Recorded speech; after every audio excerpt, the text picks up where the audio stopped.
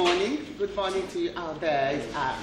This is One Stop Breakfast Program, Good Morning Abia, coming to you from MCL Television. I am Cynthia, the chairman. Welcoming you on board this morning's breakfast program. Well, I'll be doing the talking. I'll be talking away over your breakfast while you enjoy your breakfast or do whatever you're doing at breakfast. Remember, right after now, we are going to be visiting the marble to find out what the words on marble are going to be telling you and I. Remember, words on marble will be inspiring ourselves daily for the day's activities. And right after words on marble, I'll be taking you on the news and tell you what's making the rounds this morning on the news. I urge you to stay glued to your television because it's going to be interesting. Right after that, we'll go for a break and get back and conclude our news bulletin with our newspaper review, where we take the papers one after the other and find out what they have to tell us this morning. Right after the newspaper review, we'll take a break and get you entertained with a documentary. All right, after that, we'll get back and begin our discussion on our discussion segment. Remember, our discussion segment is where we discuss and look at very topical issues for your entertainment and information. On that topic this morning, we'll be looking at Abaribe's the court charging Abaribe to produce Nnamdi Kanu of its 100 million naira bail bond. We hope you're going to be joining us then and tell us what you think. With the number usually on the screen, we will be anticipating your call and you'll be telling us what you think on the topic or ask your questions. All right, let's go straight to words on marble. What's a marble this morning? Walt Disney, hope you know who Walt Disney is. If you can dream it, you can do it. If you can dream it, you can dream it. If you can dream it, you can do it. Whatever you aspire to be in life all begins with a dream. That dream begins in the inside of you, from your mind's eye. You begin to conceptualize what you want to be, what you desire to be in life, what you want to, at the end of it all, achieve. It all begins in the mind. So this morning, Walt Disney will tell us to begin to dream big. If you dream it big, you begin to really put it to practice and you really achieve it. There is nothing you can achieve without beginning to dream it first, beginning to think about how it's going to be, what you want to be in your mind's eye. And that way, you begin to do everything possible to see that it comes to actualization. And that is why as we aspire for the Abia of our dreams, it doesn't just stop there. It's not a lip service. There are many things required of us that you and I should do to see that we arrive at the corridors of the Abia of our dreams.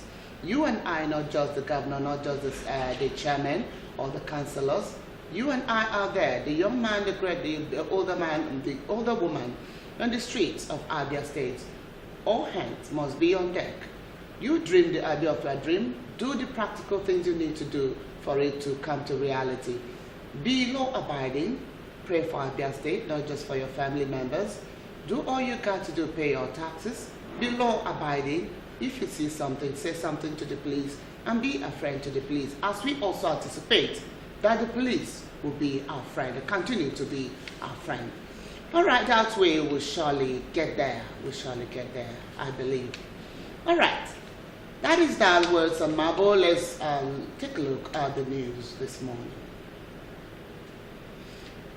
On the Good Morning Abia package of the news, the President Muhammadu Buhari Thursday in Abuja congratulated Julius Maada Bio on his emergence as the new president of Sierra Leone following his victory at the presidential election runoff of March 31st.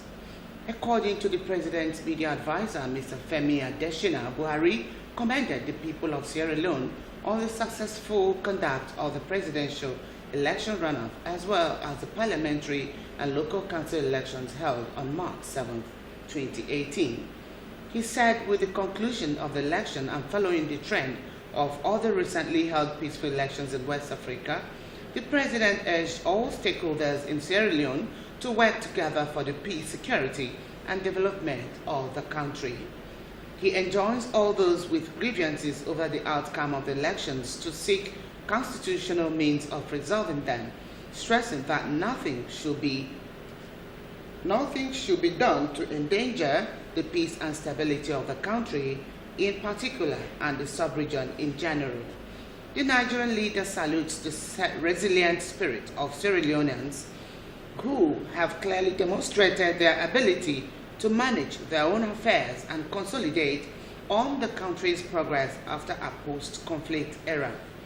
The president also commends the immediate past president, Ernest Bayo Koroma, for his commitment for a credible electoral process and spirited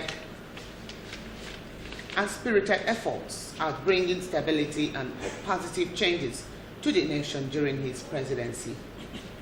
President Buhari looks forward to working with President Bayo for the growth, prosperity, and stability of their nations in West Africa, the statement added.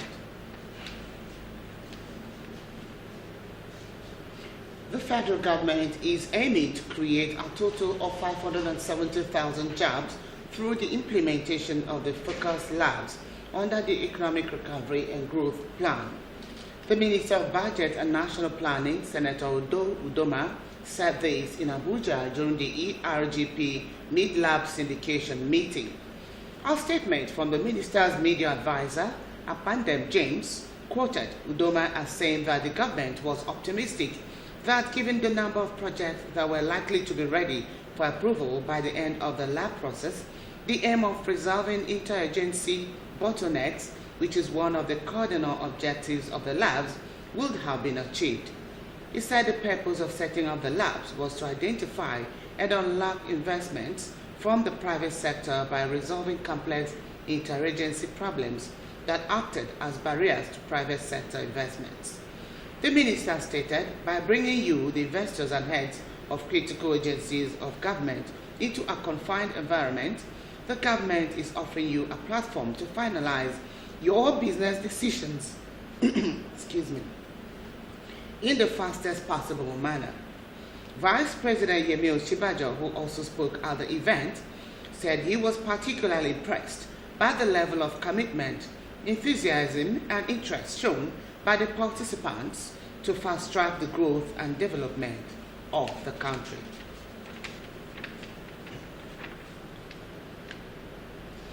The Chief Medical Director of Federal Medical Center, Umuahia, Dr. Chukwu Abale, has urged Abians not to panic as the management of the health facility has commenced investigation into the outbreak of Lassa fever in the state.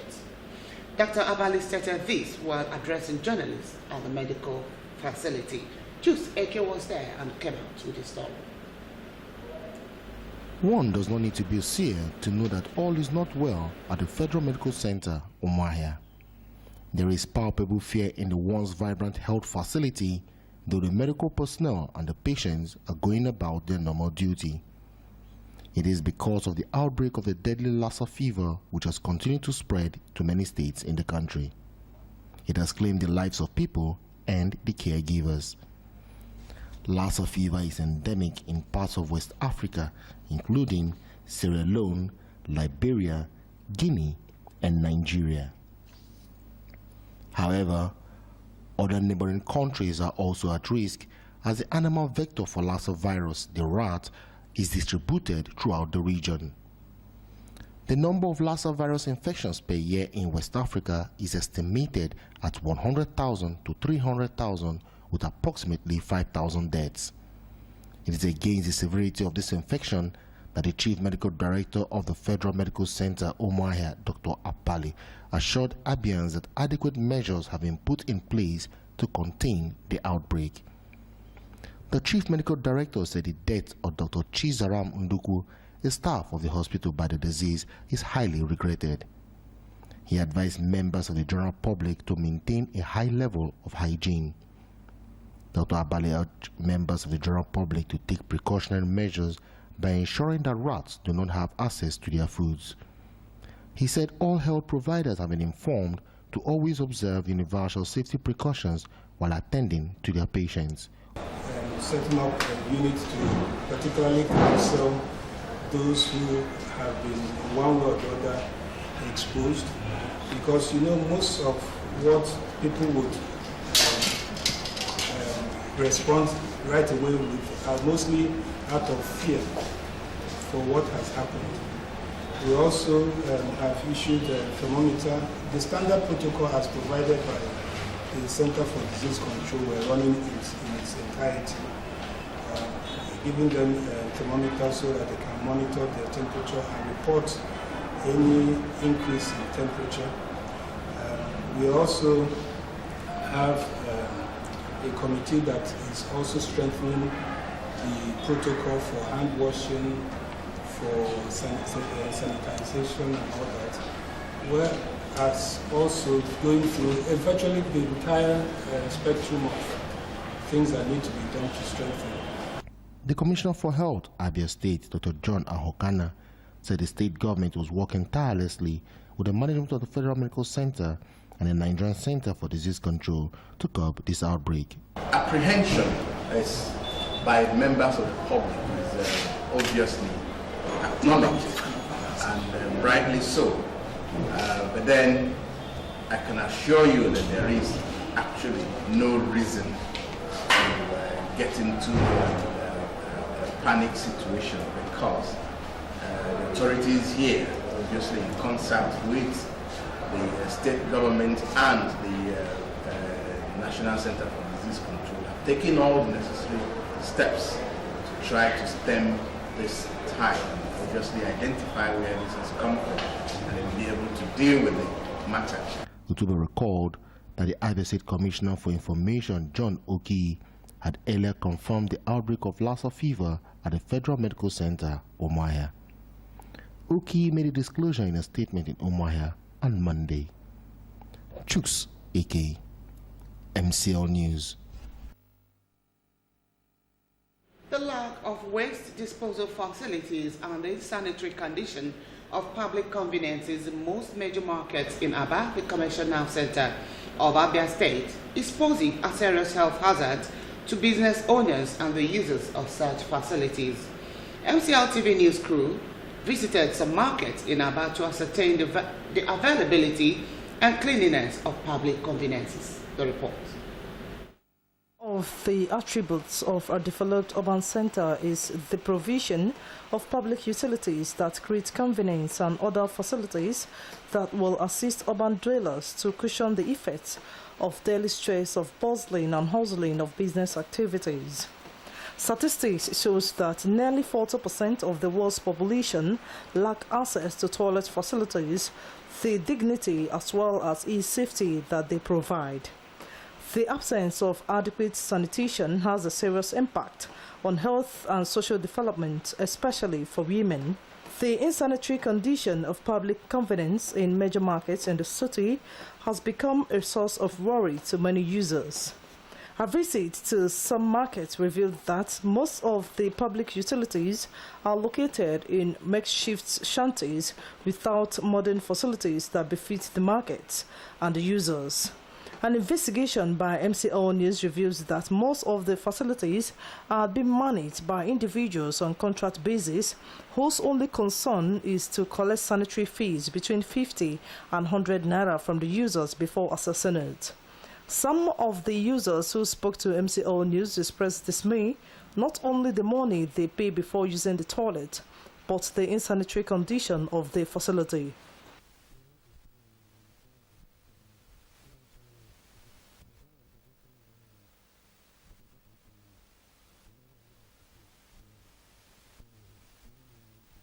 We do pay 20 naira.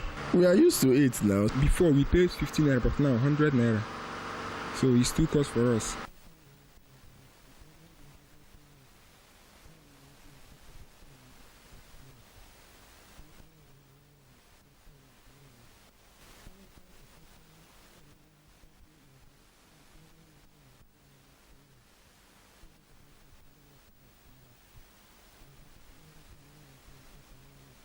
They, however, argued that it is the responsibility of the government to provide accessible sanitary toilet facilities to members of the public. The state government should at least provide toilet, free toilet here, because, as it is now, the market is bad now, everything is hard in this country. So the money that we make it's not even enough for feeding. Not to talk of going to toilet, understand? If they can build their toilet that will be neat and free of charge, it will be okay. Speaking on the health implications of using insanitary toilet facilities, a medical practitioner, Dr. Ugochukwu Okoro, said improving access to sanitation is a critical step towards reducing the impact of several diseases contacted from the use of insanitary toilets. When you are using public toilets, most times those public toilets are not neat at all. They are not. And when you go there and after coming out, what do you expect? Sometimes people may have urinary tract infection after going to public toilets, what you call UTI. The person will start having frequent urination, pain on urinating. We call it dysuria. Then some of them may be urinating blood. Some of them may be having difficulty in urinating. So these are the signs, some of the signs of frequent urinary tract infection. The new rule is that before you go to toilet, you wash your hands, because you don't know those people you shook hands with. And not only that, where you place hands on before even going to the toilet or going to urinate, you must wash your hands. It is instructive to note that the provision of healthy and clean toilet facilities in marketplaces will not only enhance the healthy living of the users, but will also improve the cleanliness of the environment. Stella Wando, MCL News. High cost of building materials is fast posing a nightmare to prospective house owners and government housing programs. The situation has led to the estate developers and citizens to call on relevant stakeholders and policy designers in the building industry to address the concerns of the people on high cost of building materials. Our correspondent, Chime Chibu, tells us more on the story. Shelter is one of the essential demands of man for protection from harsh weather and danger. This is the reason that materials necessary to achieve this important need of man should be made cheap, durable, and affordable. Against the backdrop, MCN News conducted a market survey on building materials. The survey reveals a major increase in prices of some essential building materials, while others witness slight increase. For instance, a bundle of ABM zinc that was sold 15,000 naira last 2 years now sells for 22,000 naira, while a small type goes for 20 to 21,000 naira as against 15,000 naira previously sold. A bundle of aluminium zinc now goes for 65,000 naira as against 75,000 naira previously sold. A sheet of Cameroon zinc sells for 1,500 naira as against 500 naira previously sold in the period under review. Also, a sheet of asbestos sells for 1,500 naira as against 1,400 naira. A bag of cement now sells for 2,400 naira as against its old price of 2,400 naira. Other building materials such as rods, zinc nails, shovel and roofing planks and wood also witnessed slight increase in their prices. Buyers decry the instability of prices of building materials, which they say has deprived many to own a house of their own.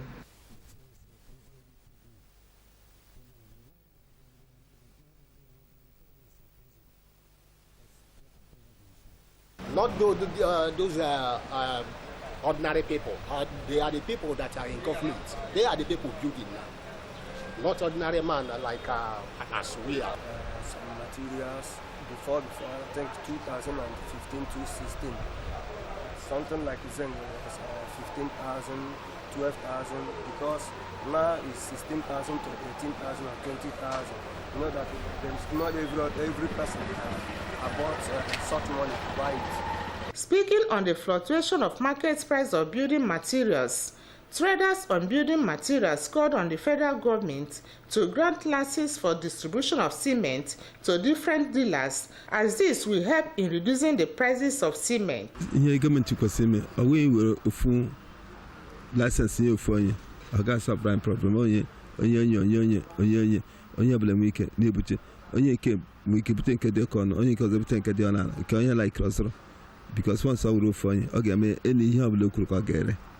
I have the opportunity now to tell government they should look into the heart of the masses, which the people that is buying this material and their income, and may they help us and make sure that our income will come later so that we can be able to go this. The vision and aims of the federal government to ensure that every eligible person owns a house will only be realized when building materials are made affordable to the common man on the streets. Chinyere Chibu, MCN News. Brazil's former president, Luiz Inácio Lula da Silva, will begin his 12-year prison term from Friday after a judge gave him 24 hours to surrender to the police. The order from Judge Sergio Moro, head of Brazil's huge car wash anti-graft probe, came as a complete surprise, given that lawyers had earlier said the leftist former two-term president had at least until Tuesday before he would have to go behind bars. Lula, 72, was once one of the most popular politicians on the planet, and he easily leads polls in Brazil's October presidential election. His incarceration will throw the race completely open. Moro's office said that in view of Lula's stature as a former president, he would have the opportunity to present himself voluntarily to police in the city of Curitiba, where the car wash probe is based, by 5 p.m. Friday. There was no immediate reaction from Lula, who had been described earlier by supporters as facing his jailing calmly. Lula had been due to address a Workers' Party rally in the city on Friday afternoon, but that event would now coincide with Moro's surrender deadline. Lula petitioned to the Supreme Court on Thursday to be allowed to remain free while pursuing appeals in higher courts against his conviction for receiving a seaside apartment as a bribe from a construction company.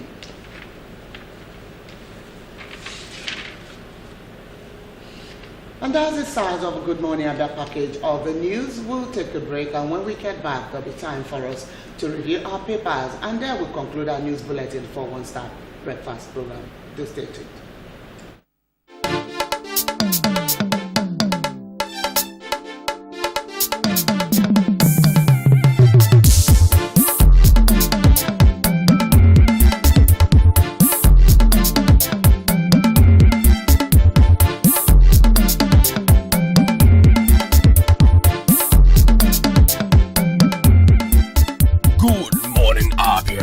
One-stop breakfast show on TV.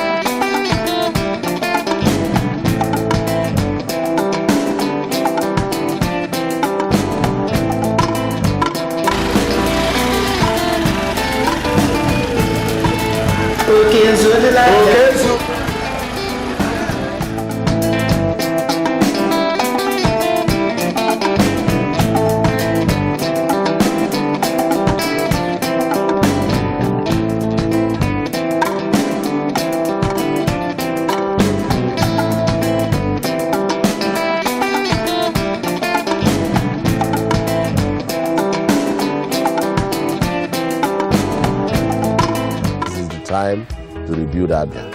I urge you to set aside our differences so that together we can join hands and build the Abia of our dreams. Remember that my word is my bond.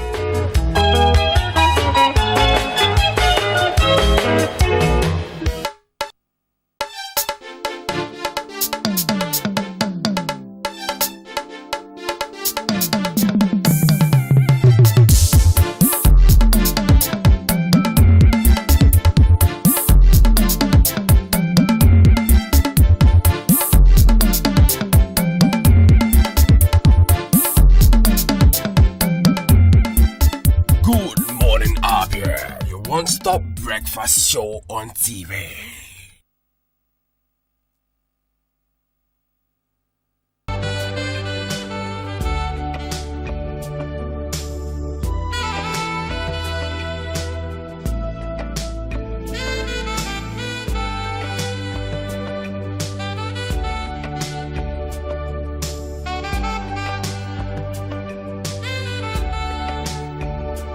All of my life, I've been searching for the words to say how I feel. I'd spend my time thinking too much and leave too little to say what I mean. For inquiries and booking, contact Address Hotel and Suites at number 18 Upper Road, Obo Hill, Aba. Telephone 081 000 00895 or 081 000 00896. Adrex, the pride of hospitality and tourism. Have you heard of Prescal World and Heaven Options Limited? Prescal is a home of the direct image right here in Abia. Why go to Lagos or Port Harcourt for your direct image jobs? Come to Prescal World and Heaven's Options located at number 145 Azikwe Road, Abia for perfect cover page, journals, magazines, brochures, and flyers. We also offer printing services in digital flex and billboard, window graphics, posters, stickers, heat transfers, ID cards, complimentary cards, monogram, and car branding. Heaven Options offer you entertainment services like event management, ambulance services with well-dignified undertakers. We can also boast of 3 months ordinary program in computer training, 6 months certificate in computer training, and 1 year advanced certificate in computer training. Why not visit Prescal and experience that quality jobs? For inquiries, call 080 33 22 6115 070 40 24 7196 070 84 69 8165.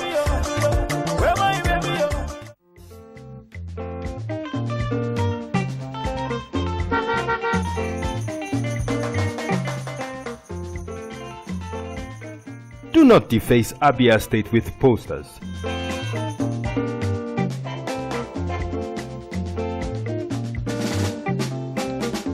Do not defecate on our streets. Do not litter Abia State.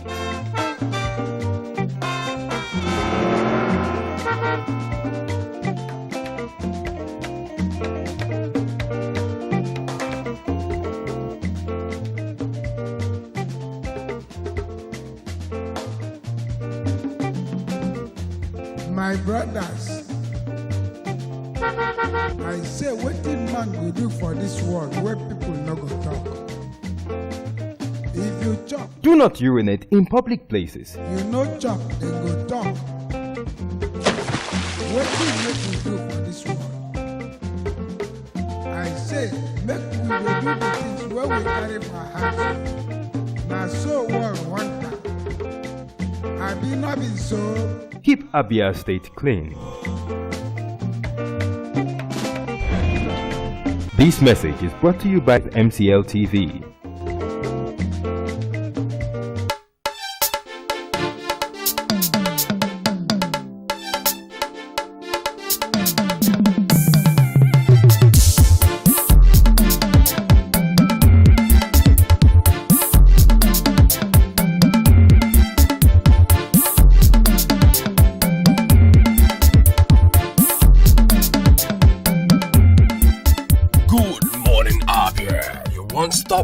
breakfast show on TV.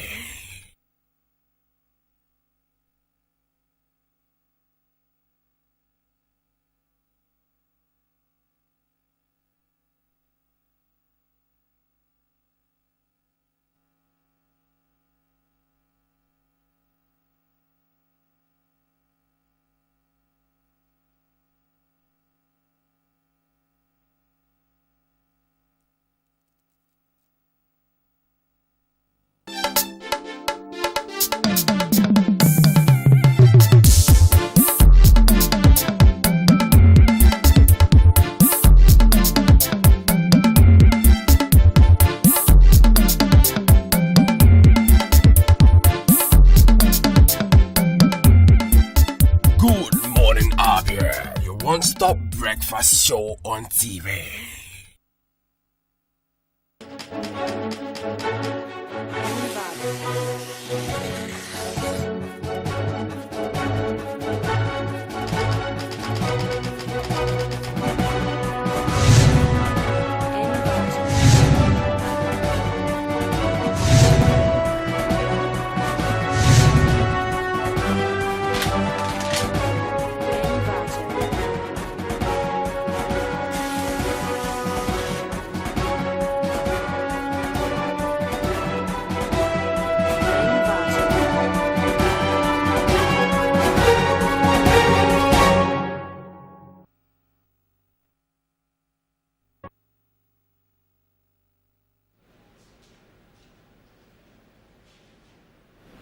You're welcome back. This is our breakfast program, Good Morning Abia from MCL Television, your number one station in Abia, right here in the metropolitan hub of Abia State. And this is where we review our papers daily, find out what they have for all of us. And as usual, we're going to be starting with the Daily Sun. The Daily Sun this morning on the top right says looters list. Wike accuses federal government of disrespect for rule of law. Wike accuses the federal government of disrespect for rule of law. Capture that story in full and find out all about that on page 12. And stepping down, we are meeting a Kachi headline. Ohaneze roars over Ekwerimadu. The banner says demands stoppage of inquisition into Deputy Senate President's life. Demands stoppage of inquisition into Deputy Senate President's life. Please visit page 11 of the Daily Sun to unravel the rest of this very interesting story. Page 11. And stepping down, we see feared.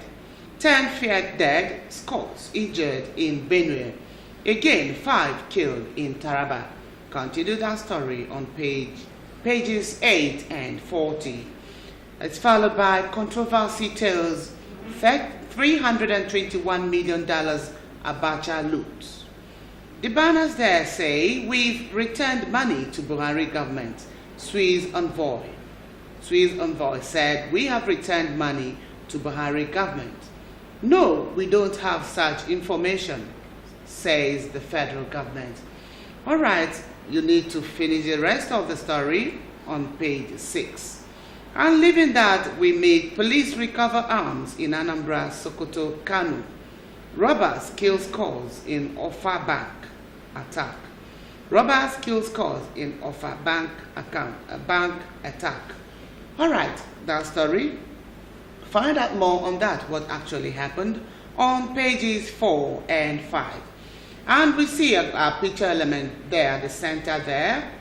Arms recovered by the police as part of their nationwide prohibited arms recovery program in Awka, Anambra State. And this happened yesterday. Okay, the next is Okowa clears SSG of fraud allegations. Okowa clears SSG of fraud allegations. All right, and that takes us to the back page. On the back page of the Daily Sun, we are meeting Duro Onabule's portrait of our looters. Portrait of our looters. What is this column trying to tell us? Find out on page 47. And on page 46, Fashola wants Nigeria to bid for 2026 World Cup. Fashola wants Nigeria to bid for 2026 World Cup, please, on page 46, like I said earlier. And that takes us down where we are meeting Public Forum, See Dawn, Adenoba, a glimmer of hope in governance. With that comes the face of Obiano, the governor of Anambra State. All right, I'll urge us to read this column take a detailed look at it and find out what a glimmer of hope in governance is really trying to tell you and I. All right, and with that we go to the next paper, which happens to be The Nation, as we continue to pray and wish Nigeria well. On the top left, we have Amnesty Chief Dokubo to review contracts. Amnesty Chief Dokubo to review contracts. No room for new entrants, okay? And that is on page 39. Find out why Chief Dokubo is saying this, please, on page 39, like I said earlier. And that takes us to several very interesting stories. On the top right-hand corner there, you see police recover 107 arms in Anambra. It's on page 42. Followed by 750 trainees get 100,000 each in Enugu State. Eagles 80% ready for World Cup. Raw over $1 billion arms purchase cash on page 9. Very interesting. Please follow up and read these from the several pages. For an inside story there, Melaya heads for Supreme Court. Ebonyi cleric alleges persecution, page 42. Melaya heads for Supreme Court on page 8. Ebonyi cleric alleges persecution on page 42. All right, and with that we step down to see we are meeting a very, very colorful picture element. Edo Central traditional rulers are the palace of the Oba of Bini to plead for the deposed Oduromi of Uromi yesterday. Okay, by the left-hand corner, the petrol import loss hits 1.4 trillion naira. Petrol import loss hits 1.4 trillion naira. That story can continue on page 6 of The Nation. It's followed by new tool brings world-class medical services to Abia. All right, and that is Afe Babalola University of Ado-Ekiti, Abia. All right. And that is that. As we step down, we are meeting a catchy headline, Hidden Assets, Ohaneze Defense Ekweremadu. And the banner there says, Deputy Senate President has no record of embezzlement. That story can continue on page 7. And with that, we step down a little bit more, we can see the face of President Muhammadu Buhari, the #1 citizen of Nigeria. And it says, Buhari delays trip to stop Oyego's extension plans. And we see a piece called up from there says, some people are just out to factionalize the APC. They are looking for excuses to quit. Some people are just out to factionalize the APC. They are looking for excuses to quit. All right, I'll urge you to read this column in details and find out who is actually saying this. Continue the story on page 6, all the dailies of The Nation. Okay, and the last on the front page here, 6 NEMA directors suspended over 2.5 billion naira fraud. Continue on page 8. And how to develop Nigeria by MBU. Continue that story on page 39 as we go to the back page. On the back page of The Nation, we are meeting today in The Nation from Olatunji Ololode. Olatunji Ololode says the layer of absolute cowardice cannot be spurned because it comes wrapped in buckets of freedoms and physical flaws. That is why youths embrace it. Okay, and that is from Olatunji Ololode speaking to Nigerians. Shegu Badegeshi is next, and he writes on Leah's stand, and that's there. Here is a photo of Leah Sharibu. Remember Leah Sharibu, the young girl still held by Boko Haram for refusing to renounce Christ or Christianity. Having accepted Christ as her personal savior, Leah had closed her eyes to all manners of pleasure and comfort that might come with the denial and betrayal of her savior. Sticking to that position is a moral commitment. It comes with moral maturity, a rarity for girls or boys her age. Right, that's a very inspiring one from Sheikh Badegeshel. I just to read this column in details, very inspiring. Okay, and we led that to meet Ripples. Oh, no, before we meet Ripples, let's meet Hardball. Hardball, Parvati. Parvati, all right? Playing all the words of poverty. Parvati. I'll adjust to read this very column, very interesting. All right, Hardball, that is that Hardball. This morning, as we meet Ripples, Ripples this morning says, Why I Revealed Senator's Pay by Senator Shehu Sani. Why I Revealed Senator's Pay by Senator Shehu Sani. And let's meet the response where you will agree with me the font is. Of course, it's because you have conscience, sir. That is the response. Okay, we go to the last but not the least, which is the New Telegraph. The New Telegraph this morning. Okay, the New Telegraph this morning, very interesting. FY 2017, five big banks customers deposits hit 11.427 trillion. Very interesting. I'll take that again. Five big banks customers deposits hit 11.427 trillion.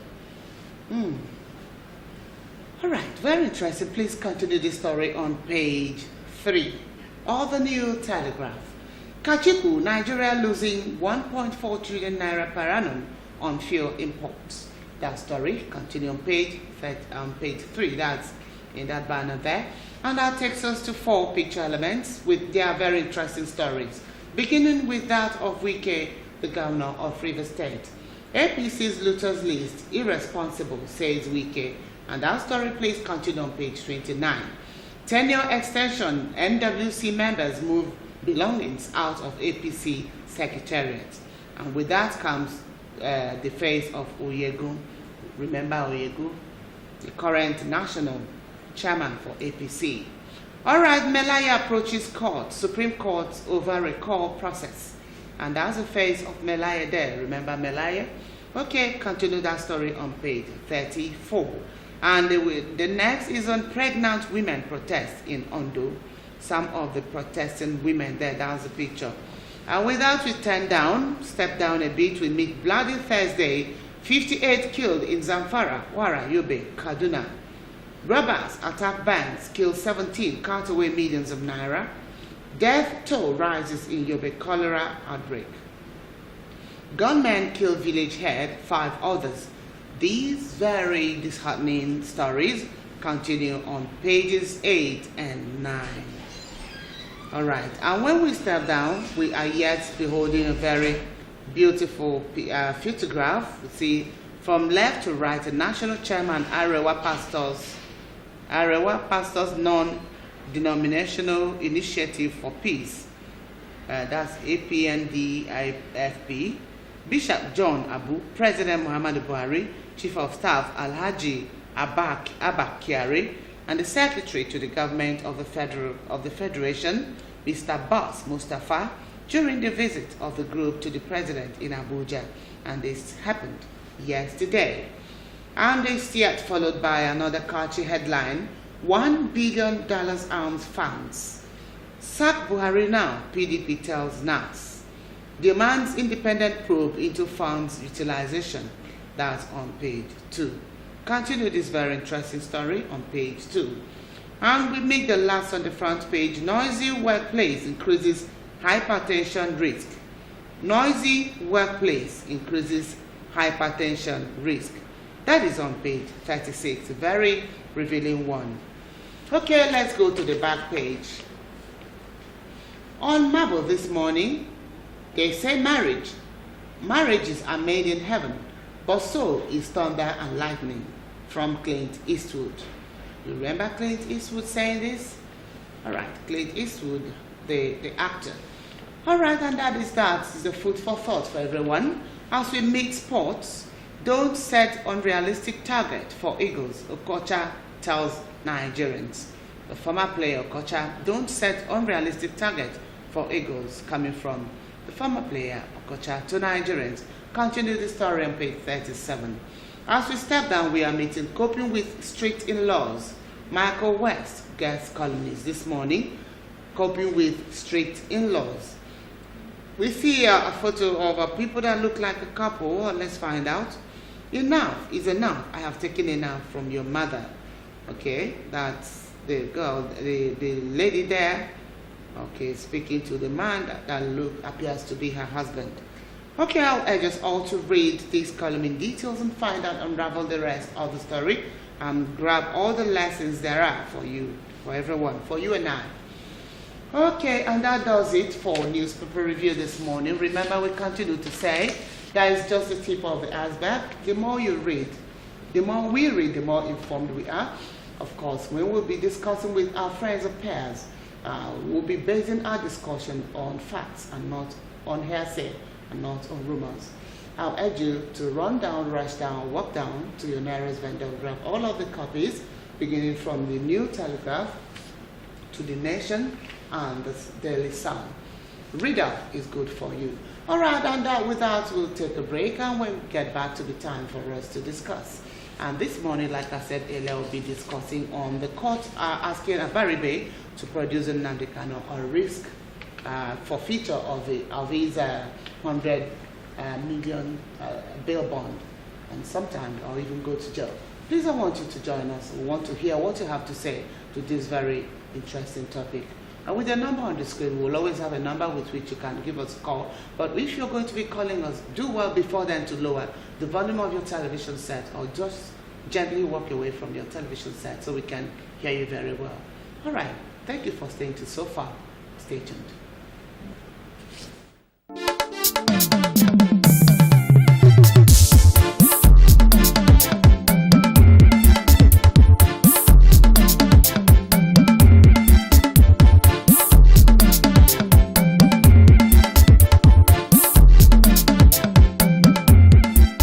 Good morning, Abia. Your one-stop breakfast show on TV. With the trumpet, sax, guitar.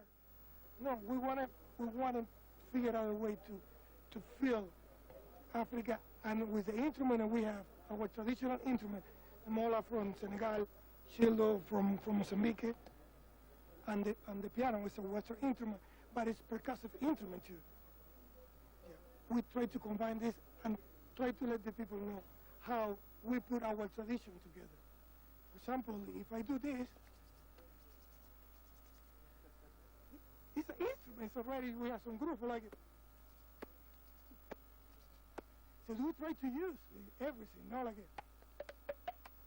It's everything. This is Africa. I learned this here in Africa. I don't learn this in Europe. They don't do this.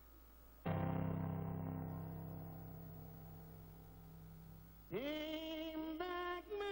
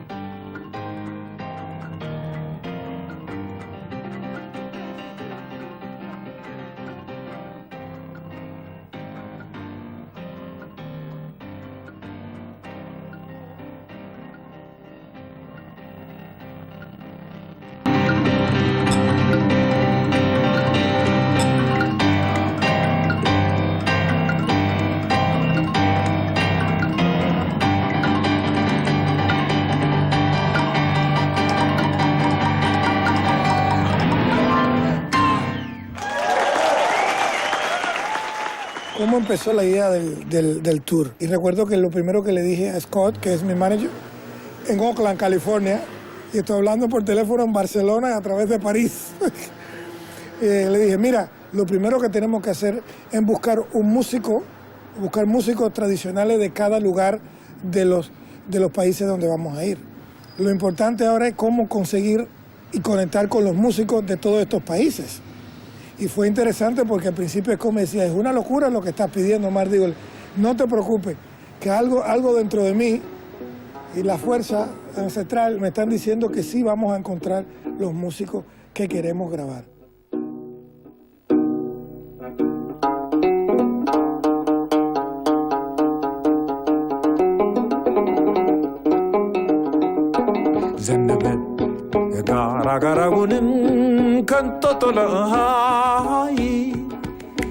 ጎርፍ ያመጣሽ እንደው ልጠብቅ ዙን ከአዲስ አበባ ላይ ዘነበ ጋራጋራውንም ከንጦጦ ላይ ጎርፍ ያመጣሽ እንደው ልጠብቅ ዙን ከአዲስ አበባ ላይ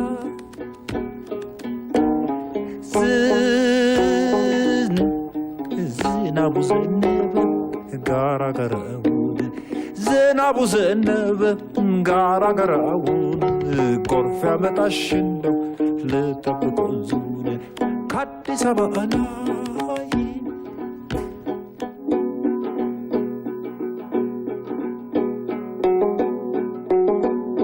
ጋራጋራውንም ከንጦጦ ላይ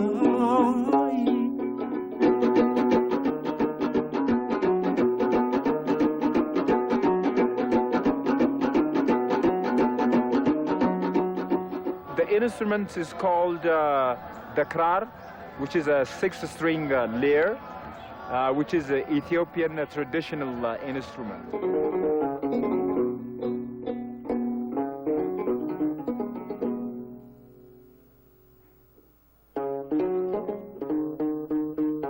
My father learned this from his father and from his ancestors, and my ancestors taught my father, and my father gave it to me, and then it just comes from generation to generation kind of thing.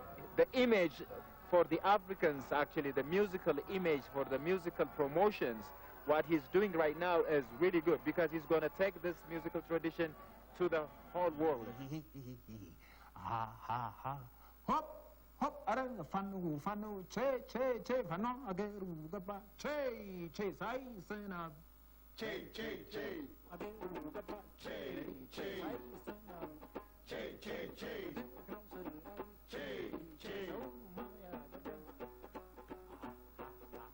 This tour was really special because it was not only the concerts we played, but we did also recordings in all these countries we traveled to. So we did recordings with traditional musicians. They played their traditional instrument of this country. The idea behind all this is that we're going to do a new record in the future where Omar Sosa will use all these recordings and add his own composition to it, and add also Western instruments like the piano and maybe real orchestra with strings.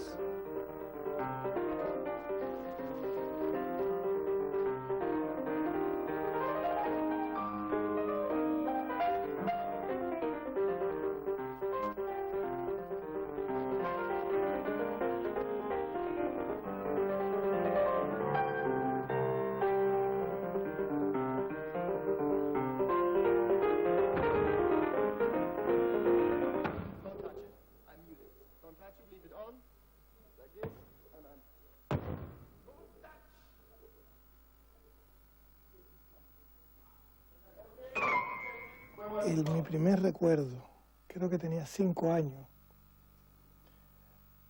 y fue cuando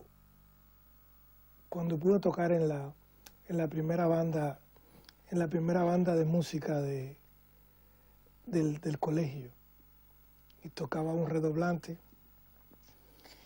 y recuerdo que empezó la banda. Yo no tenía ni idea de lo que iba a tocar, pero supuestamente teníamos todo que seguir un ritmo.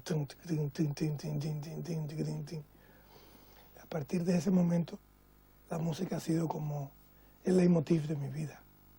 Yo hablé con mi padre, mi difunto padre, que Dios lo tenga en la gloria, y le dije, yo quiero entrar en la escuela de música.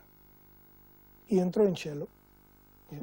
Pero al cabo de creo que 6 o 7 meses, el profesor me dijo, mira, tu dedo pequeño no llega a la segunda falange. Entonces no tienes las condiciones buenas para poder hacer la octava en el cello. Y entonces me dijo, mira, si quieres, ve a percusión, que es un poco donde ponían a todo el mundo, ve para la percusión. Y tengo que darle las gracias, porque si no hubiese estudiado percusión, quizás no tendría la visión que tengo hoy de la música. Para mí, todo tiene que tener un groove. Y eso me lo ha dado la percusión y haber estado en contacto con, yo diría, mucho más cerca de mi corazón. ¿Por qué? Porque el corazón es ritmo. Chum, chum, chum. Es groove.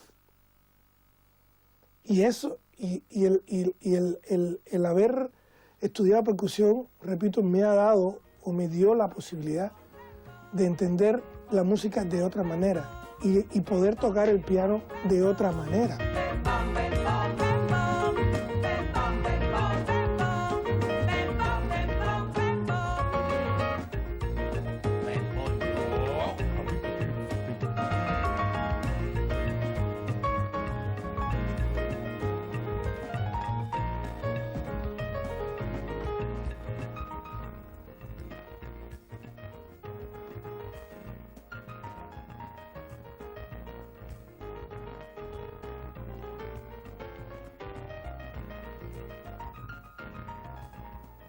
Omar Sosa, en très peu de mots, mission impossible.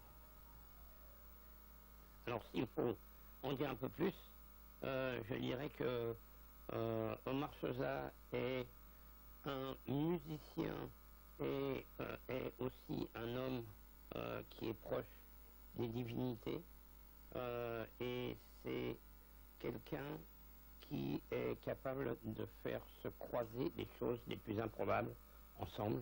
Il l'a prouvé partout où il était, que ce soit à Cuba, en Équateur, à San Francisco ou maintenant à Barcelone.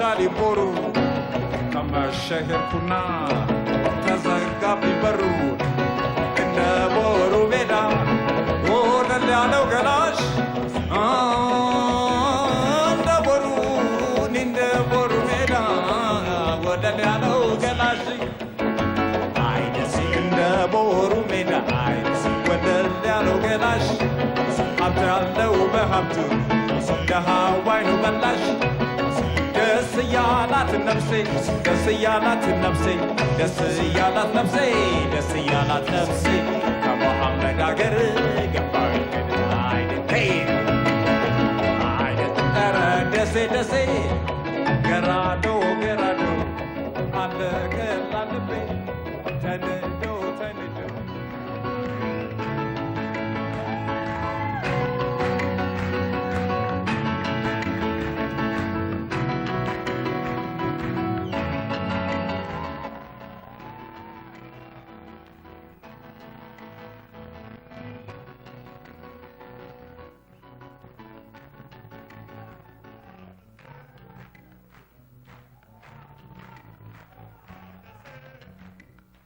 J'ai vu tout de suite un mix un peu miraculeux de Eddie Palmieri et Thelonious Monk. C'est-à-dire de deux cultures, de la culture profondément du latin jazz, c'est pas grave, trop tard, ça marche pas. Voilà.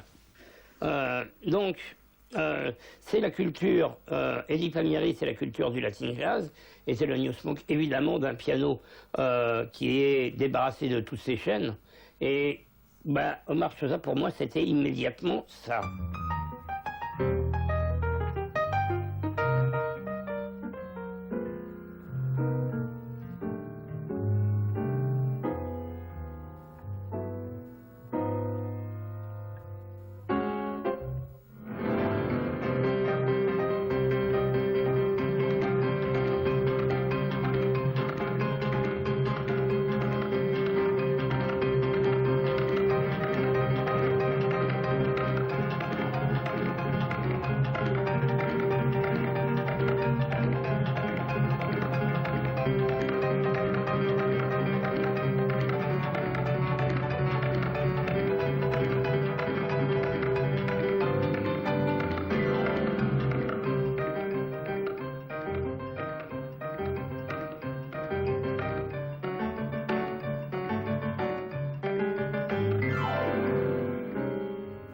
Avec son jeu, il ne cache pas la musique cubaine, même s'il est mélomane, donc il est intéressé par plein d'autres musiques et il essaie de mélanger ou amener tout ça dans sa musique cubaine. Parce que je crois ce qu'il veut, il veut d'une certaine façon, je crois il veut avancer la musique cubaine. Ça n'a pas beaucoup avancé depuis un moment parce que c'est un petit peu figé. Et je crois qu'il est un des seuls musiciens cubains qui essaie de vraiment avancer les choses.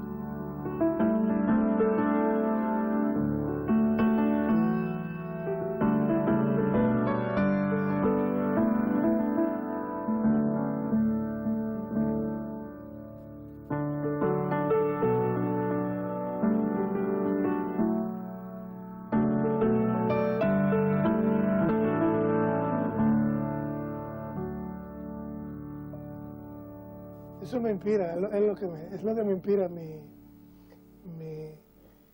ciudad. ¿Por qué? Porque el mayor es alegría, ¿no? El tono mayor es alegría. Y tengo muy buenos recuerdos de mi infancia, ¿no?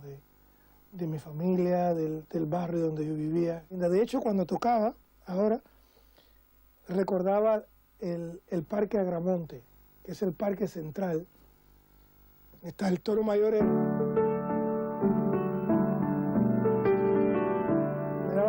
Nosotros jugando con los niños, todos los niños jugando fuera, y ese tono menor es un poco el recuerdo de que los negros no podían caminar por dentro, solo caminaban por fuera. Eso es un poco lo que tenía en mi mente en el momento que tocaba. No suelo hacer esto, ni hablarlo, ¿no? Pero bueno, me están preguntando, no me queda otro remedio que decirlo. Es un poco una mezcla de sensaciones, ¿no? Pero si tuviese que quedarme con una de estas dos,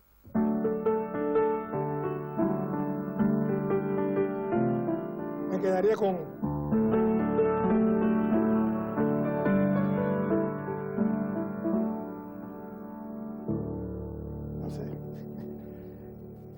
Eso.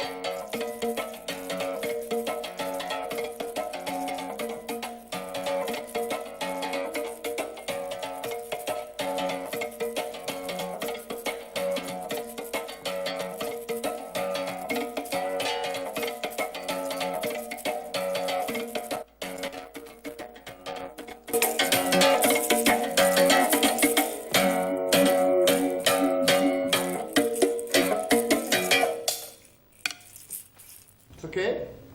You can listen. 3 minutes 27. After this, bam, bam, bam, bam, bam, bam, yeah? We go in. On y va.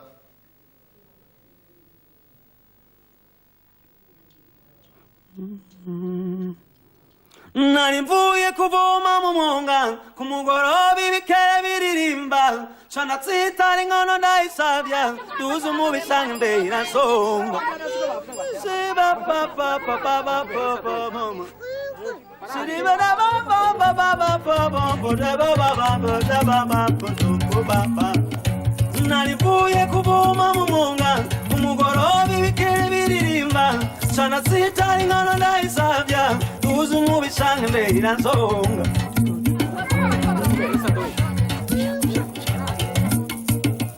onyogokura nyakirana agahinda warasimbaza n'uduhuzu tundi atica ngamu gikono ususuruke nasanze inkono ku mashiga tandota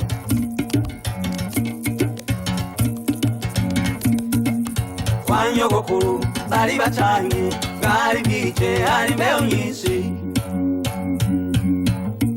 Steba papa pudeba papa deda. Sibidi baba papa pudeba papa bedeba papa pube papa. Kwanyogokuru bari bacanye gari bije ari meonyisi. Umbesha Nabaseze de Steven Sogo mu Burundi. Kwanyogokuru bari bacanye gari bije ari meonyisi. Urugendo n'unya cyane gose ngaho. Kwanyogokuru bari bacanye gari bije ari meonyisi. Nari nagiye kwiga imicwa basoku ingeno n'imibereho byaho hambere. Nari nagiye kura urugenge. Shabada popa potato, shagada baba baba. Shabada papa potepa potepa potepa potepa batapeda. Digga digga sabude bomba. Yo no quería mucha percusión, mucho tambor, porque siempre que hablamos de África, lo primero que muchas veces viene a la mente es tambor, bucutum, bucutum. No, hay otra África, la África melódica, la África de esta que está en el proyecto, ¿no? Con Selassie en Etiopía, con Steven Sogo en Burundi, que es más una parte melódica, pero con ese elemento percusivo, pero no tan presente, que ese elemento luego se trabajará con la parte afrocubana y la parte afrovenezolana y todo este camino de afro-suramericano también.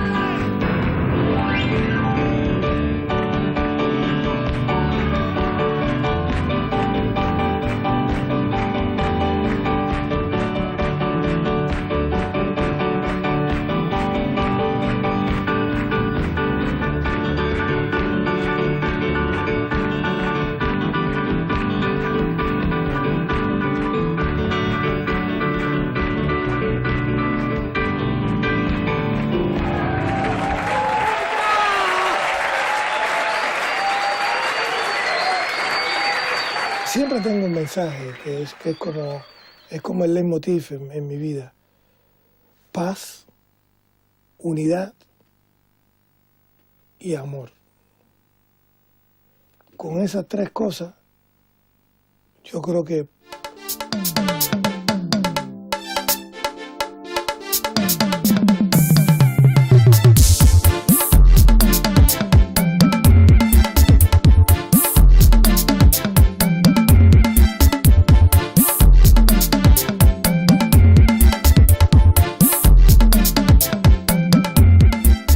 Good morning, Abia. Your one-stop breakfast show on TV.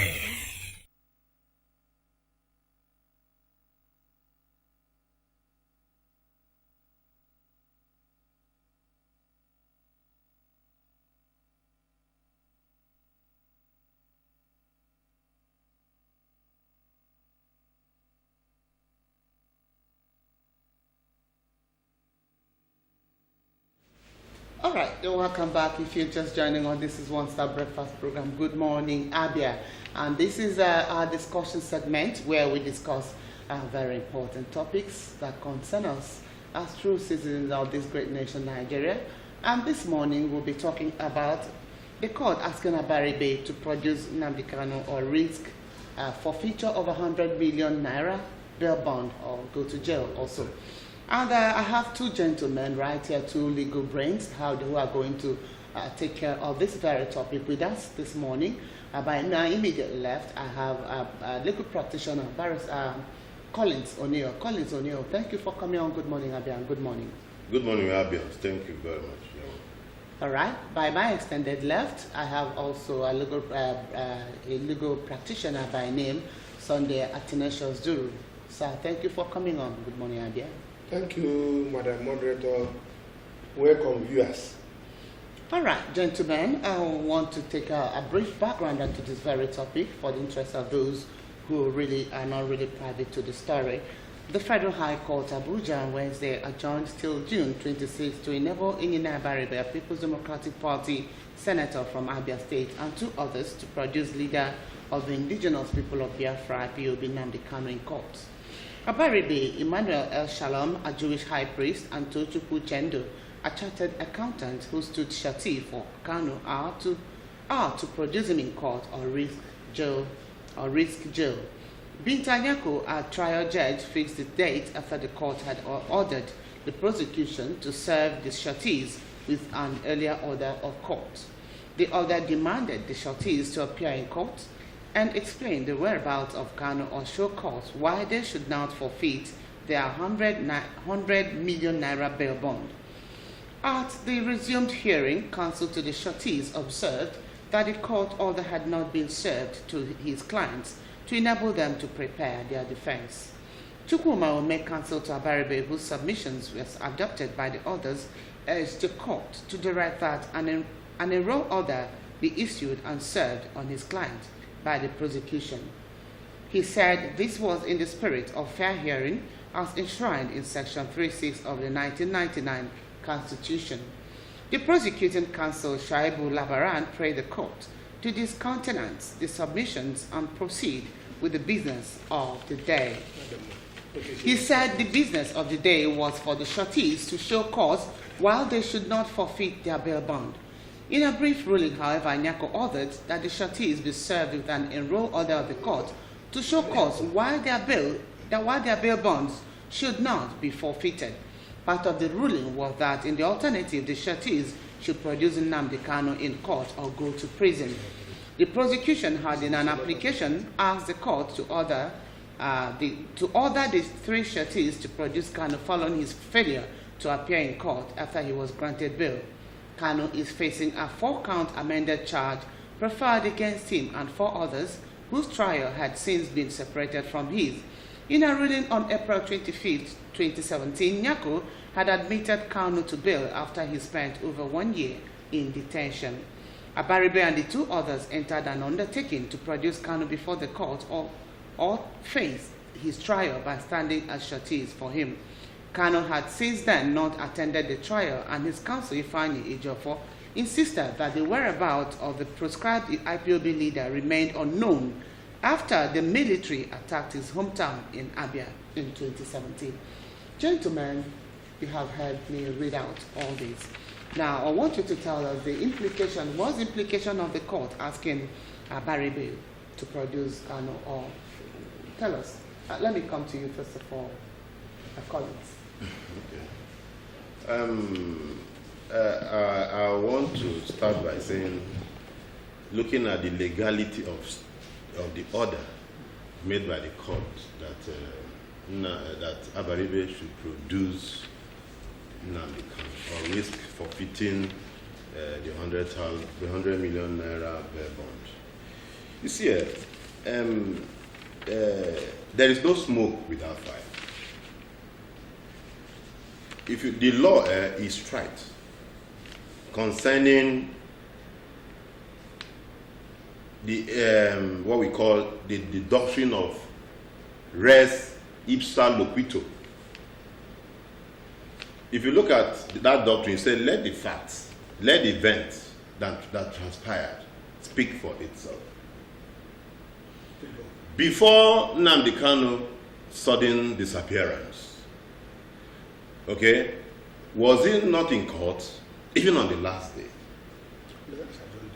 before you talk about revoking someone's bail or issuing bench warrant or even telling someone who stood as surety, okay, to produce someone, you should begin to ask of how did the person, what brought about the person's sudden disappearance? There's this other doctrine that talks about the doctrine of last sin. When last was Nnamdi Kanu's sin? Okay? Then circumstantial evidence also has it that if Mr. A goes out with Mr. B and Mr. B was found dead immediately after that, that if Mr. A is not responsible for the death of Mr. B, he should have a fair knowledge of what killed Mr. B. Was Nnamdi Kanu attending his trial before the invasion of his home? Okay, then you now begin, if you examine all these facts, especially the doctrine of res ipsa loquitur, let the incident speak for itself. When the police gave a report that Nnamdi Kanu's home there was an invasion in his home, you remember the police gave their report on Monday. By Wednesday, the commissioner of police in Umuahia was removed. It was as a result of that we have the current commissioner of police. So, when you look at all that, you now begin to ask, what is the constitutionality of even the bail granted to Nnamdi Kanu?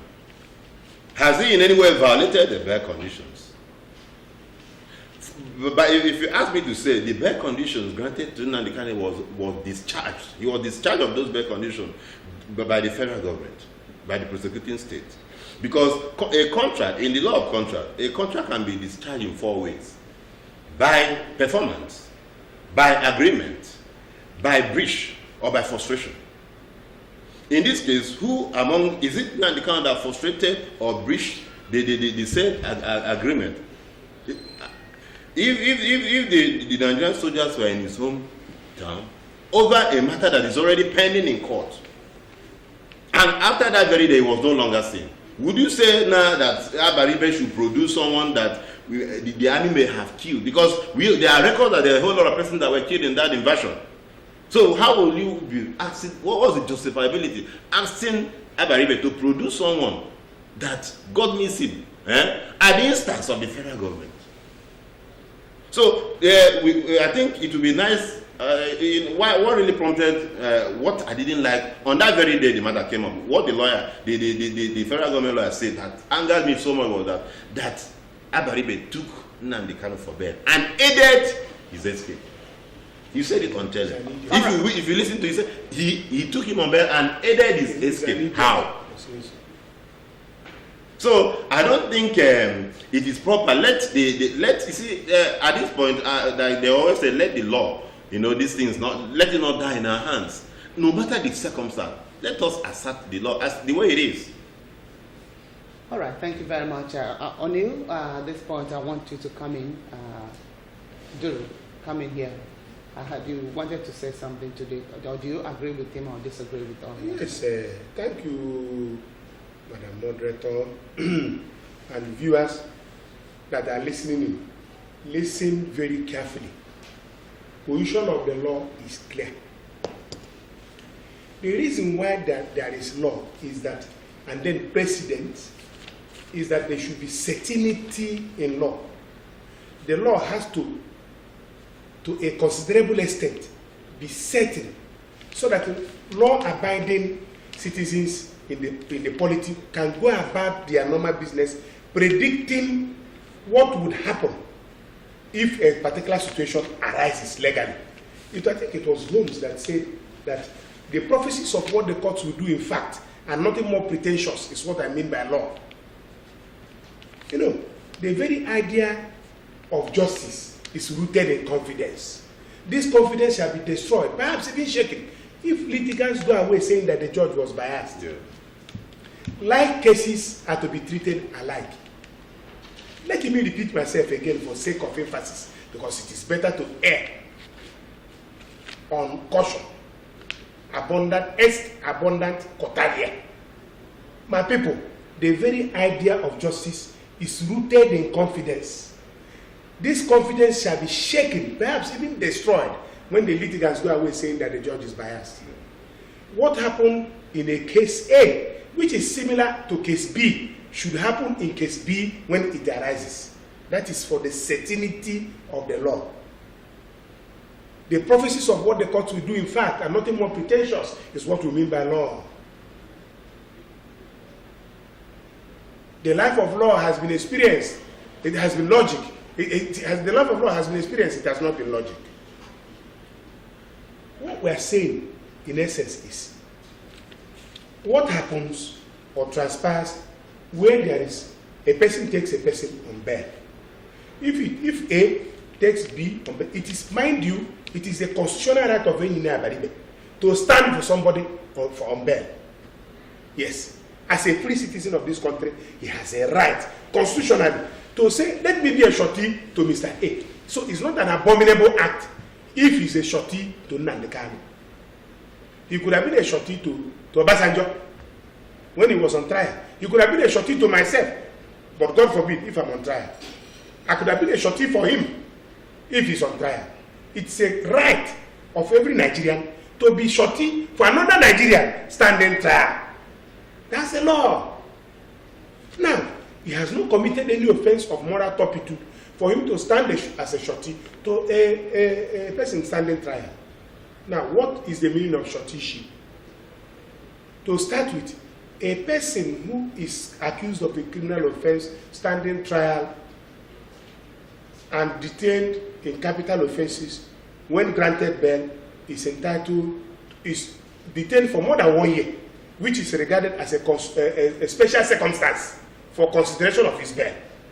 Keeping a person in the prison for uninterruptedly for 1 year without having a headway in his trial is his constitutional right to be released on bail because of special circumstance. That alone, keeping him in that prison for 1 year without being tried, without being sentenced, constitutes a special circumstance that will weigh in on the mind of the court to consider him for bail.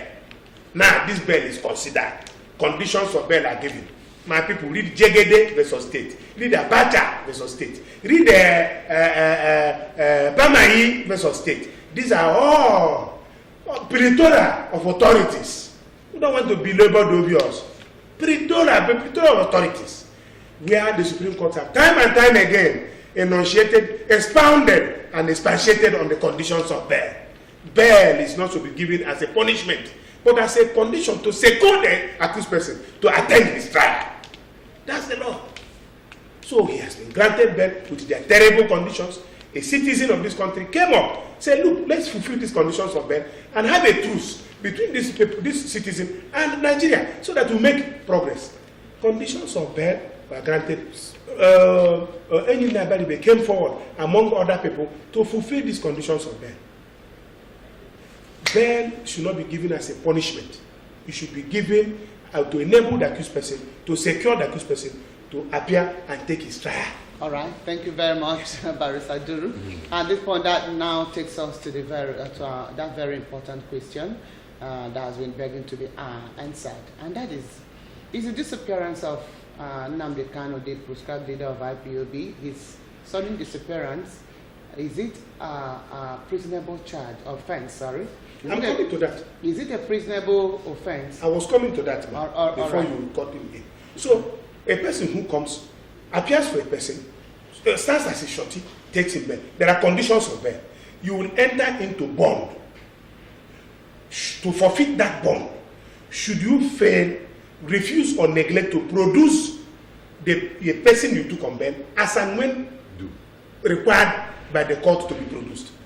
Now, as soon as Nnamdi Kanu was granted bail, Nnamdi Kanu, 2/3 of the conditions for his bail were a clear infringement of his fundamental right as a citizen of this country. I have never seen a situation where somebody will not talk, he will not sneeze, he will not cough, he will not blink his eyelid in front eyelashes in front of more than 10 people. The conditions were terrible, disgusting, dehumanizing. But they took these conditions. Bail was granted to him. Do you know what happened? There was a novus actus intervenis. Novus actus intervenis is that a person has granted bail. The same federal government of Nigeria that is the prosecutor sent the Nigerian army to the person to be arrested or killed. In the process of arresting the man, we have not seen him today.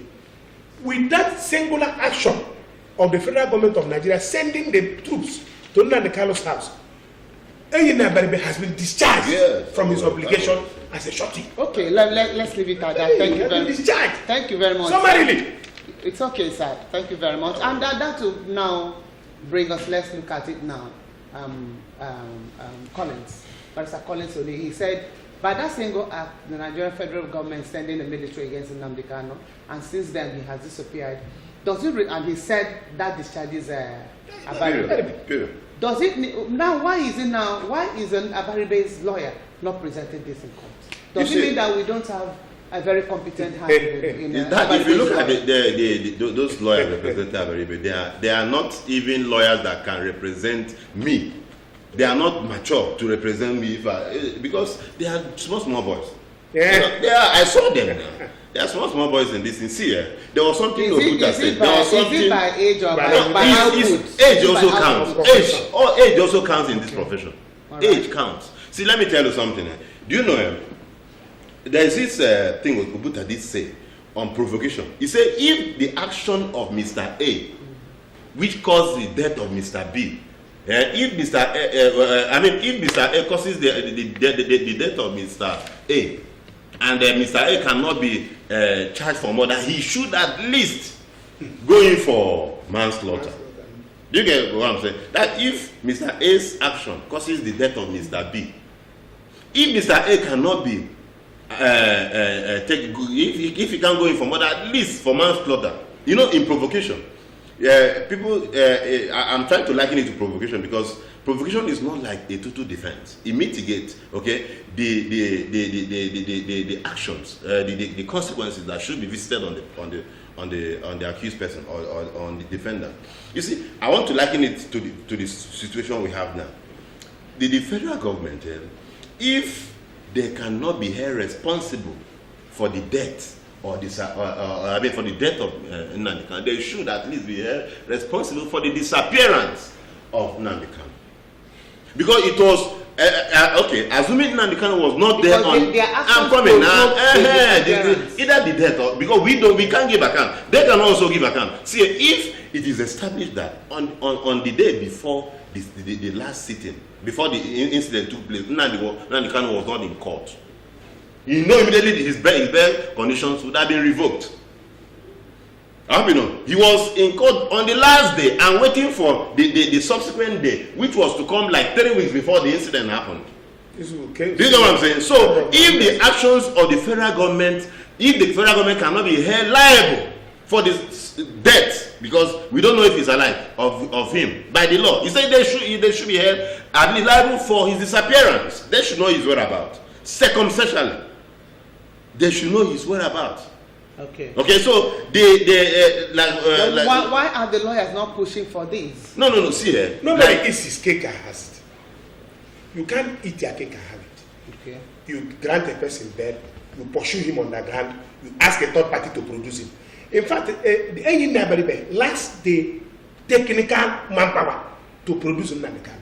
In the circumstance in which you find yourself, he's neither a member of Nigerian Army, or he doesn't have the prowess of Nigerian Army, or the military muscle to go and start looking for Nnamdi Kanu, if at all he's still alive. There's a novus status intervenis. By the action of the federal government, Nnamdi Kanu is nowhere to be found.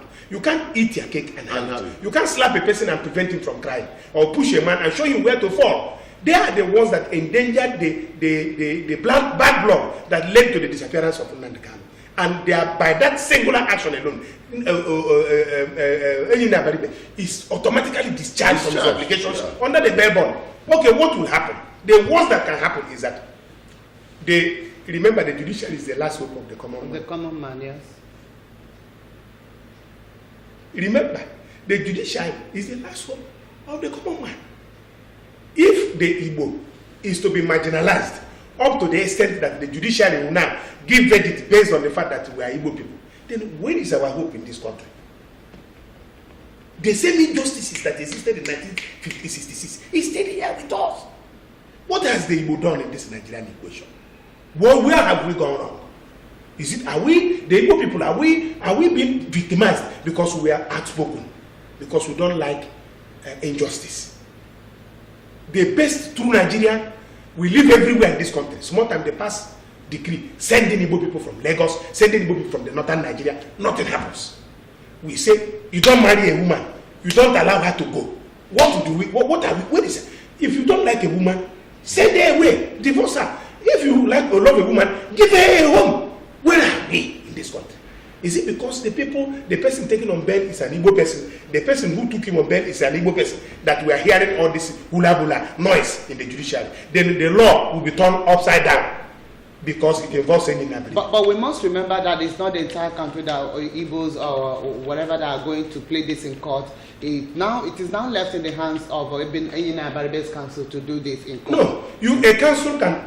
The submission of a lawyer can never take the place of evidence. Particularly if you make a submission, no matter how powerful it is, before a court that is biased, he will rule against you, and nothing happens. You go upstairs. But I've advised him in Abia, I don't know what he's doing. I've advised him, brace up for a legal battle of your lifetime. Let's fight the battle. Let's go. Let's do law. Let's do law. Rule against us. We go on and appeal. They're going to court of appeal. Let's see whether the Supreme Court will say the truth and shame the devil.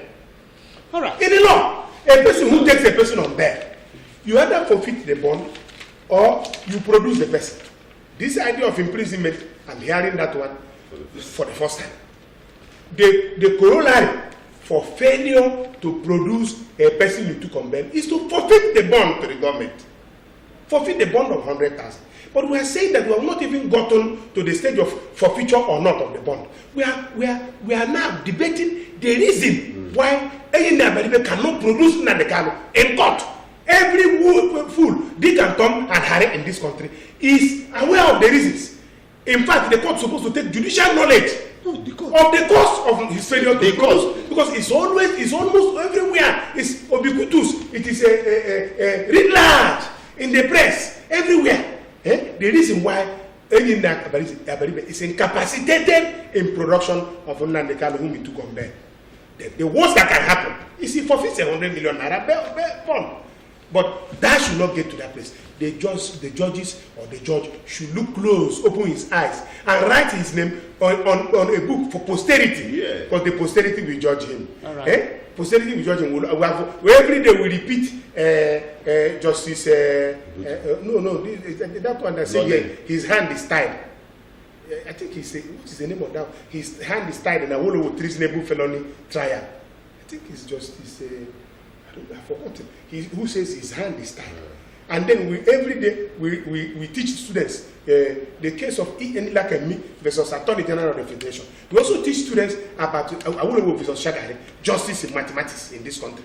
Then we show a memo. I think that's Justice show a memo of blessed memory. His hands are tied. He knew the facts. He saw everything. But he says his hands are tied. He convicted his fellow kinsman, sentenced him to life imprisonment for treasonable felony. But when Awolowo was released after the coup, then that damnation lived with the show a memo until he died. So we see with these things, which the judiciary is the last hope of the common man. It's high time in this country the judiciary puts their foot down and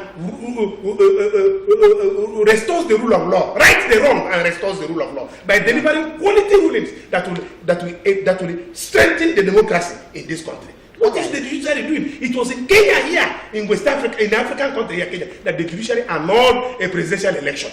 If that happens in Nigeria, those judges will be, their houses will be stormed in the night by DSS. Then thousands of dollars will be planted in their house. They will be charged to court. They will be dismissed. They will be hacked. They will be gagged. They will be hounded in this country. Where are we going? Can't Nigeria do something good for the first time? There should always be a first time. The judge should right the wrong, restore the rule of law. No, I will not forfeit. I will not do this because I saw these things. Why was the army storm the house of Nnamdi Kanu, whom I granted bail? Is a contemptuous of my power as a judge, having committed contempt of my decision. Therefore, I will discharge the shorty. If he rules like that, the heavens will not fall. Okay, thank you very much, Barrister Duru, for this. If he rules like that, heavens will not fall. Okay, let's continue to hope and pray that it turns out good for Enyina Baribe and the rest. Why would it turn out good for him? At this point in time, we want you out there who are watching to form a part of this discussion. Very touching, very pertinent. Want you to join us. Tell us what you think. For feature of 100 naira bail bond for Abaribe as ordered by the court, or he goes to jail. If it were you, what would you do? If you're a legal practitioner, you can begin to call us and tell us what you think Abaribe should be doing, or his counsel should be doing at this point in time. What are they supposed to do which they are not doing? Is Abaribe, has he hired the right hands in this case? All right, please, the number is there on the screen. Give us a call and let's begin to hear what you have to say. Let me come to you, Collins. While Barrister Duru was talking, he mentioned about delivering, he prayed the court, Nigerian judiciary, to deliver quality ruling and restore equity. How do you think Nigerians at this point in time will begin to embrace quality ruling in the country? You see, quality ruling can be encouraged, if judges are meant to deliver judgment or ruling without fear or favor. If you look at when the army invaded Nnamdi Kanu's zone, Nyaku said something. He said something which was on net then, that the army have shot themselves on the leg. She said something like that. Who said so? Just Nyaku. Okay. That the army have shot themselves on the leg. And there were a lot of speculations. Even after that, a lot of contributions from persons that there was, in fact, some made it an idiomatic expression that there was the Nnamdi Kanu dug a hole for the federal government, that the federal government stupidly, found themselves in that pit. So when you look at all that, you now know that the Nyaku, the husband is facing a criminal charge, before the federal government. So if you look at the position of that judge, if you ask me, he should decline hearing that matter. And if because she has a case, the husband has an Achilles heel, so that she has an Achilles heel with the government. Yes, so that if the government says, look, if you don't do this, we'll send your husband to jail. She should immediately change her position, her earlier position. So his lawyer should first and foremost ask the judge to decline himself of handling recluse herself from handling that matter, because and then the premier motion to set aside that order. There can be fairness, if she goes on with that matter, knowing that the husband has a case to answer, with the federal government. So they will always use it against the whole prosecution. So the best is let her hands off the matter. Let the matter be transferred to another. She's not the only federal high court judge in Abuja. Number of them. So let the matter be transferred to another, so that there will be fairness in the whole processes. She said this now on tele or whatever, on the social media. The next time you're seeing her, she's saying another thing. It's a different thing altogether. So she appropriates and reprobates at the same time. The law does not support that position. Sentiment has not been fair. The law is not interested in sentiment. You must be very. You have to rule according to law. The position of the law is clear. All right. Facts. It was Judge Jerome Frank in his book, that Law and the Modern Mind. He wrote that fact finding is the Achilles heel of judicial process. Fact finding is the Achilles heel of the judicial process. My dear moderator, what are we talking about here? Facts that are so obvious, that are so open, that are so ubiquitous, that are so of common knowledge, has to be taken, and common authority. In fact, on the public domain, it has to be taken judicial notice of by the court. Yeah. There is no Nigerian that is above the age of 20 who never knew that there was a time in the point of history that the federal government, while Nnamdi Kanu was on bail, stormed his residence in Umuahia with a view to either arresting, killing, or otherwise doing anything to him. And it was after that, the storming of the federal government by the federal government of Nnamdi Kanu's residence, that the man is no longer in public eye. Whether he's dead or he's disappeared, I leave that to God, because I cannot conjecture. It's not good for a lawyer to conjecture. Okay. Or speculate, because speculation is a fact that no reasonable judge or reasonable person can touch with a 10-foot pole. Yeah. Now, granted but not considered, Nnamdi Kanu is not disappeared. Now, what will be the legal implication of his disappearance vis-a-vis his shorty who took him on bail. That's the legal question that you should be before the court. My own submission is that by such unnecessary, unwarranted interference in the bail of Nnamdi Kanu, the shorty of Nnamdi Kanu is automatically discharged. Okay. That's my position of the law. Okay, let's take this own one argument. caller. Yes. Hello? Hello, good morning. Hello. Good morning. Good morning. Good morning. Thank you for calling. Please, Good morning. good morning. Your name and location, please. My name is Vic Okomadhabuti. All right. You're calling from? I'm calling from Abba. All right. Thank you very much. What is your position on this topic? My comment is requesting in Abaribe to produce Nnamdi Kanu is uncalled for. Federal government should look for a way to produce him, because the last time we heard about Nnamdi Kanu is when the army invaded his house. So, and we all know that many souls were lost on that fateful day.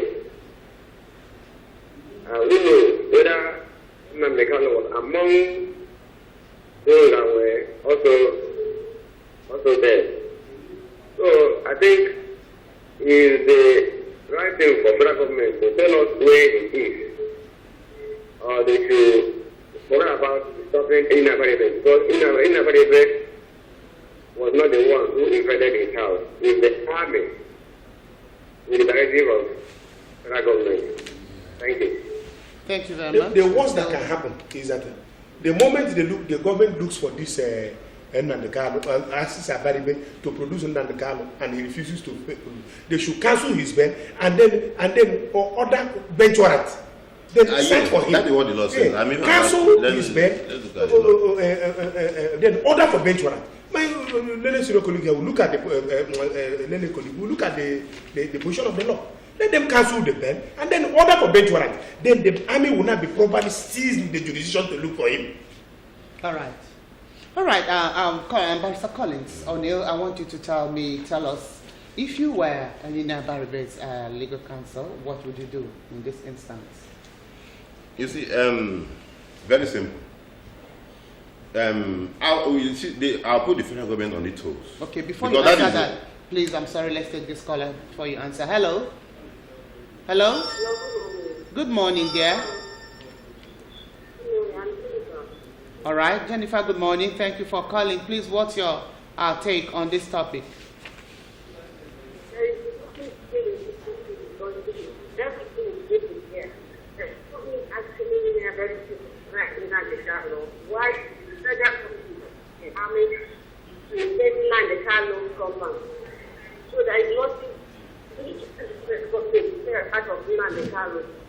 Please be more audible so we can hear you. Speak up. Speak up so we can hear you. We are not hearing you very well. Be more audible. Okay. I think there is nothing to ask. There is nothing there. No need for the court to ask Baby Mayor about even to provide Nnamdi Kanu. Okay. So it's not taking everything that is better than the Kanu so far. So that goes to the science access to me. So the federal government should be the one to provide Nnamdi Kanu, not Baby Mayor Abaribe. All right. Thank you very much. Okay. He said it is the federal government who should provide Nnamdi Kanu and not Abaribe. If a layman who is not trained in the rule of law could easily come to this conclusion, then is it not laughable that the judiciary, with all the legal training and everything, cannot even decipher his nose from the toes? Okay. The last time I defined offense in line with the criminal law, which states that an act or omission which renders the person doing the act or making the omission liable to punishment. So, is the federal government above the law? Are they not supposed to protect the law? They say the police, the law enforcement are there to ensure the protection of law and order, lives and property. Are you with us? Yes, go Then, ahead. if you look at section 177 of the Administration of Criminal Justice Act, it says all or any of the sureties to a recognizance may at any time apply to court, which cause the recognizance to be taken to discharge the bond either wholly or so far as it relates to the applicant. So if I am the lawyer to Nnamdi Kanu, I will invoke this section, apply to have my client discharged of the bail bond, given the circumstances that led to the disappearance. I don't know if you are getting me. If it was by my own by the act of Abaribe that Nnamdi Kanu disappeared, then you won't be making that application. But it was by the act of the federal government that Nnamdi Kanu was no longer found. Okay, let's take this final caller. Hello? Hello? Hello? Hello, good morning. Can you hear me? I can hear you. Hello, good morning. Good morning. Thank you for calling. Please lower the volume of your TV set. I'm James calling from Abba. All right, thank you, James. Be fast about it, Yes, please. I'm interested in this case. All right. I'm a lay person, I'm not a lawyer, but I think the judiciary is trying to create what the judgment may be. They know that they have either killed Nnamdi or Nnamdi disappeared by reason of their own fault. So they are presenting a false impression because they know that eventually the case will be against them. So they are jumping the gallery by asking Abaribe to produce Nnamdi because they know that eventually the law will not get to produce Nnamdi. Abaribe should get good lawyers and the man for somebody they took compare. And Abaribe should not see his claim has disappeared. It's an ambiguous word. They should rather say Nnamdi is killed. If they don't kill, they should be lifted. That's what I want to contribute. They are preempting what the judgment may be, and they are jumping the ghost by presenting first. And they should present when Abaribe should be the one asking them to present Nnamdi. All right. Thank you very much. You see, the law does not assist those who doze over their rights, but those who are vigilant. So, and if you do not ask anything from the court will not give it to you. Court is not paracristic. Because of our time. I was looking at Nnamdi Kanu even originating a suit against the federal government. Okay, for the disappearance of Nnamdi Kanu, not him keeping quiet. Exactly. And the law can never assist him for keeping quiet. Everything does not get the indolent. He loses over his right, he loses the same. He loses same. So he should fight. He should get up. I like what he said. You heard him say so. It is responsibility We are of the receiving federal more government. calls on this. It is I the said, responsibility I'm trying this federal government to produce, not Abaribe. or discharge me. All right. Tell us the whereabouts of this boy or discharge me. All right, gentlemen, because of time, that's the much we can take about them. I'm sorry, we'll have to continue this topic by tomorrow. I hope you're going to oblige us by coming back here to complete this because there's so much questions to be answered and so many calls still coming on this. We want to join us tomorrow same time on this topic and on One Stop Breakfast program. But that's not the end of Good Morning Abia. We'll continue with sports coming from Kekon Gabriel. Do stay with us.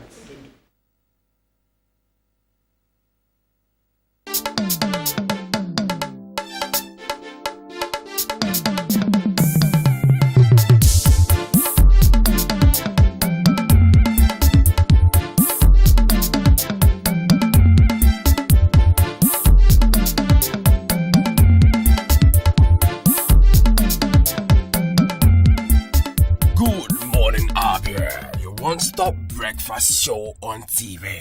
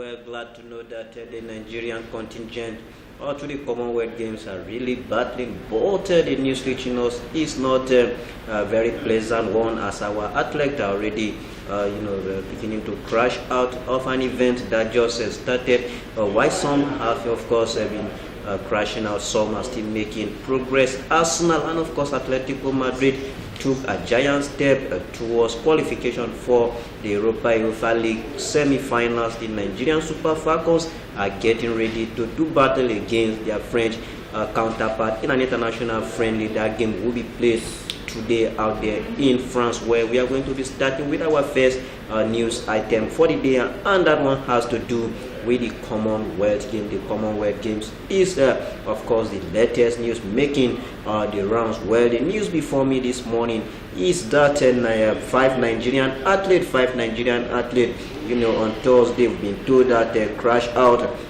of the Commonwealth Gold Coast 2018 Commonwealth Games out there in Australia. We've been told that Adeola Soyeye and, of course, Osita Ume suffered defeat in boxing while Favor Aboro and, of course, Monica, who were lost in weight lifting in the main artistic gymnasium.